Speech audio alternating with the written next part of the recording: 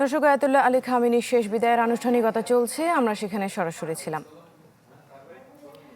১৯৮৯ সালে ইরানের প্রথম সর্বোচ্চ নেতা রুহুল্লাহ খামেনির শেষ বিদায়ে ছিল ইতিহাসের সর্ববৃহৎ জনসমাগম, যাতে অংশ নেয় ১ কোটিরও বেশি মানুষ। ৩ যুগের বেশি সময় পর একই ঐতিহাসিক অধ্যায়ের সামনে দাঁড়িয়ে ইরান। অতীতের সেই দিনটি মনে করিয়ে দেয় একজন নেতার মৃত্যু সাধারণ কোনো প্রস্থান নয়, বরং একটি রাষ্ট্রের ক্ষমতার ধারাবাহিকতা, জনগণের প্রবল অনুভূতি ও ভবিষ্যৎ রাজনৈতিক পথ চলার কঠিন পরীক্ষা। ফার্ম ফ্রেশ পাস্তুরিত তরল দুধ।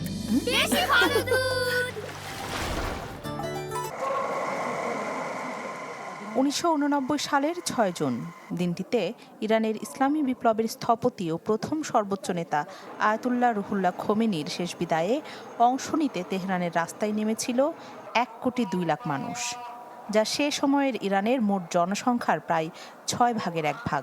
এই বিশাল জনসমাগম জায়গা করে নেয় গিনেস বুক অব ওয়ার্ল্ড রেকর্ডসেও। তবে প্রিয় নেতাকে বিদায় জানাতে নজিরবিহীন সেই জনসমাগম এক পর্যায়ে পরিণত হয়েছিল ভয়াবহ বিশৃঙ্খলায়।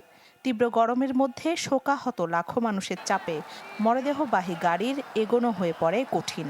এক পর্যায়ে কফিন থেকে ছিটকে পড়ে যায় সাদা কাপড়ে মোড়ানো খোমেনির মরদেহ। শেষ পর্যন্ত জনতাকে ছত্রভঙ্গ করতে নিরাপত্তা বাহিনী ফাঁকা গুলি ছোড়ে এবং লাঠিচার্জ করতে বাধ্য হয়। সরকারি হিসাবে ওই বিশৃঙ্খলায় অন্তত ৮ জন নিহত হয়েছিলেন, আহত হয়েছিলেন প্রায় ১১,০০০ মানুষ। এমনকি খোমেনির ছেলে আহমদ খোমেনিও জনতা চাপে আহত হন।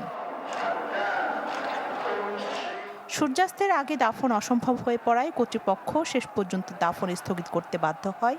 দেশটির রীতি অনুযায়ী রাতে দাফন করা যায় না বলে নতুন সময় নির্ধারণ করে প্রশাসন। এদিকে পরবর্তী উত্তরসূরি নির্ধারণ করে যেতে না পারায় খানিকটা নেতৃত্ব শূন্যতা দেখা দেয় ইরানে।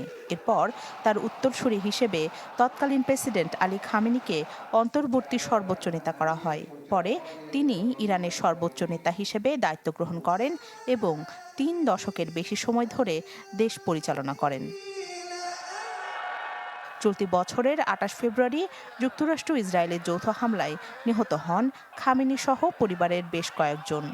মৃত্যুর ৫ মাস পরে বিশাল আয়োজনে খামেনির শেষ বিদায় অনুষ্ঠানে কোনো কমতি রাখছে না ইরান। খামেনির দাফন ঘিরে ইরান যখন আবারও ইতিহাসের এক গুরুত্বপূর্ণ মুহূর্তের মুখোমুখি, তখন ১৯৮৯ সালের সেই নজিরবিহীন স্মৃতি ফের উঠে এসেছে আলোচনায়। রাখি জেসমিন, চ্যানেল 24।